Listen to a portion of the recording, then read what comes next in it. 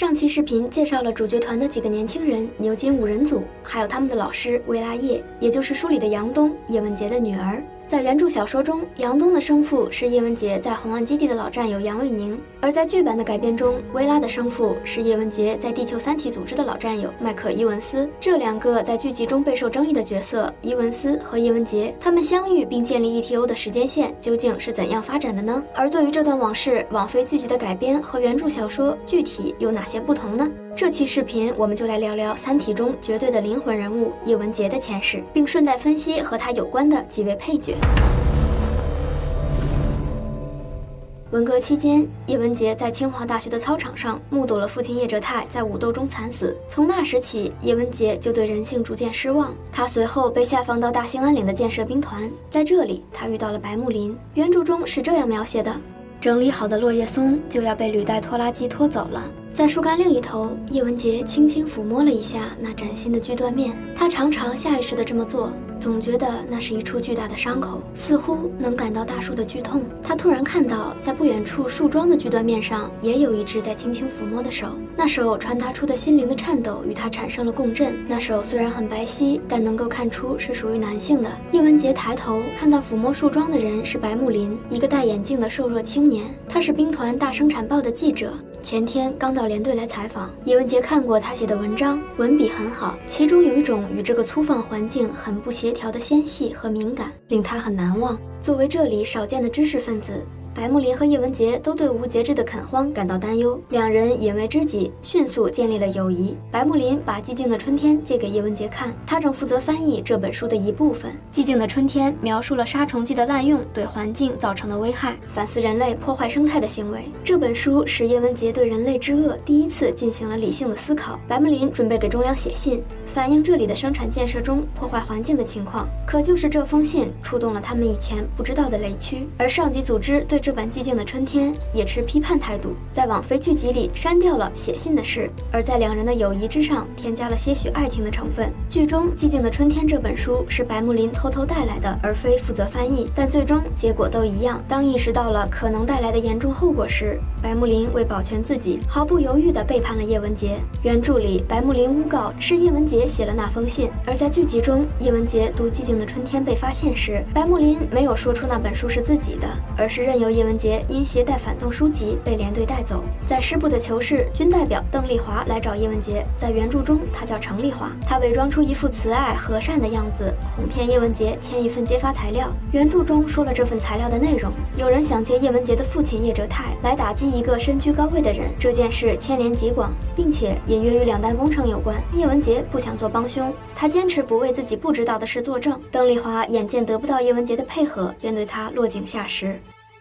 他脸上慈祥的表情仍然没有褪去，只是凝固了，仿佛戴着一张石膏面具。他就这样慈祥地走到墙角，那里放着一桶盥洗用的水。他提起桶，把里面的水一半泼到叶文洁的身上，一半倒在被褥上，动作中有一种有条不紊的沉稳，然后扔下桶转身出门。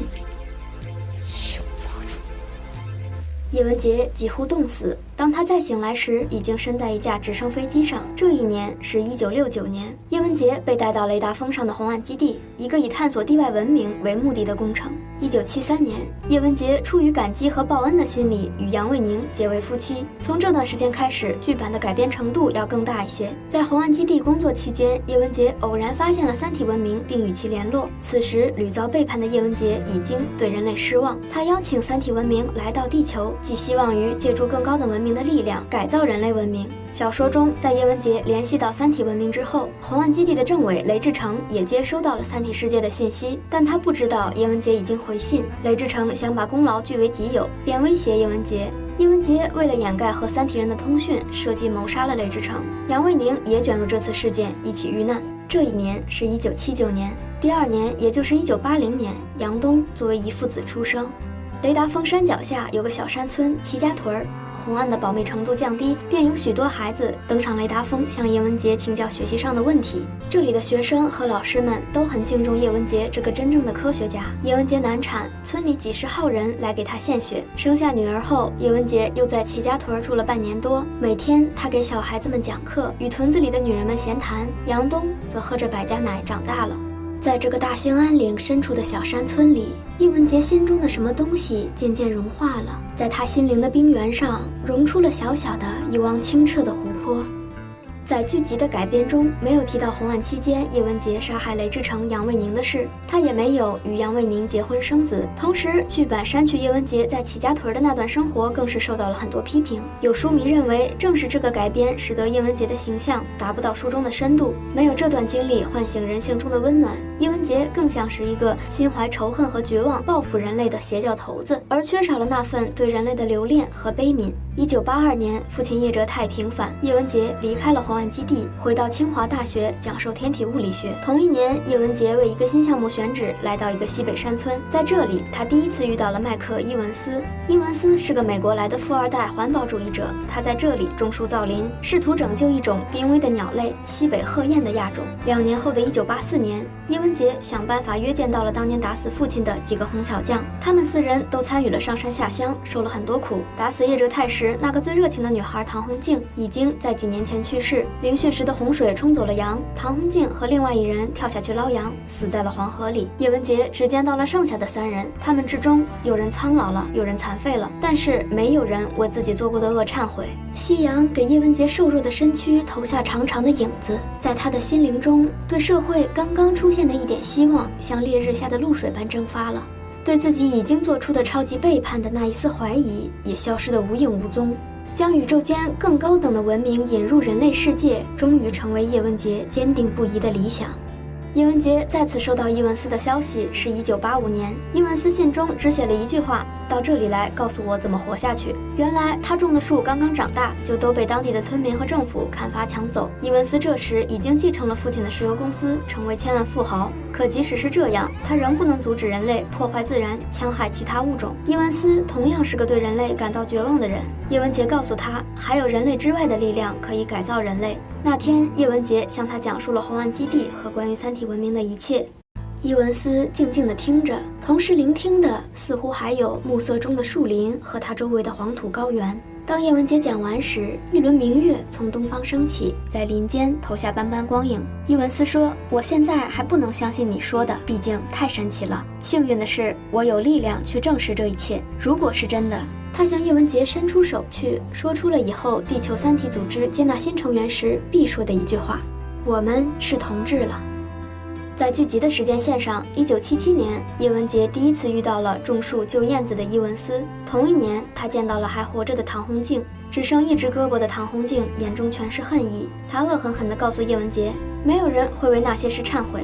把这2件事提前到叶文洁背叛人类、邀请三体文明之前，也佐证了剧集中的叶文洁更多是被心中的仇恨所驱动。这个世界没有杨东和齐家屯。1982年，叶文洁作为清华大学的访问学者来到英国伦敦，与伊文斯重逢。他告诉了伊文斯关于三体世界的一切。从那天起，伊文斯开始用自己的资源着手建立第2红岸基地。1984年，伊文斯带叶文洁来到大西洋上的一艘巨轮审判日号，这就是第2红岸基地。它配备了同样巨大的天线和一整套收发系统。伊文斯还告诉叶文洁，他已经与三体世界取得了联系。那天之后的事，剧集中没有细讲。他们之间产生了短暂的爱情。叶文洁定居在英国，生下了女儿薇拉，并独自抚养她长大成人。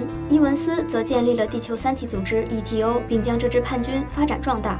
在原著小说中，是1988年，伊文斯带叶文洁来到审判日号。这之后，叶文洁继续回到清华大学任教，直到2004年退休。叶文洁第一眼看到巨轮时，就想起了雷达峰。这时他才想到，那山峰的形状真的像一艘巨船，周围的大西洋像是大兴安岭的森林。但真正让他联想到红岸基地的是巨轮中部竖立着的那面巨大的抛物面天线，它像巨轮的一面圆形的大帆。叶文洁走下直升机，听到了一阵熟悉的轰鸣声，那是巨型天线在海风中发出的。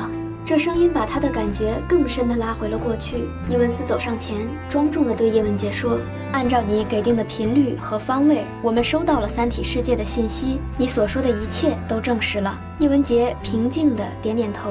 伟大的三体舰队已经起航，目标是太阳系，将在450年后到达。叶文洁脸上仍是一片平静，现在没有什么能使他震惊了。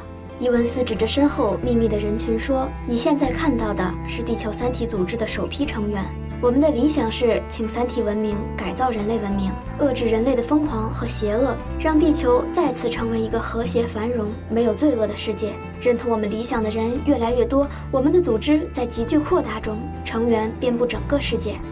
我能做什么？叶文洁轻声地问。您将成为地球三体运动的最高统帅，地球三体战士都认同您的资格。叶文洁沉默了几秒钟，缓缓地点点头。我尽力而为。伊文斯高举一只拳头，对着人群喊道：“消灭人类暴政！”和着涛声与天线在风中的轰鸣，三体战士们齐声高呼：“世界属于三体！”如果你喜欢我的解说，欢迎点赞、评论和订阅。我们下期再见。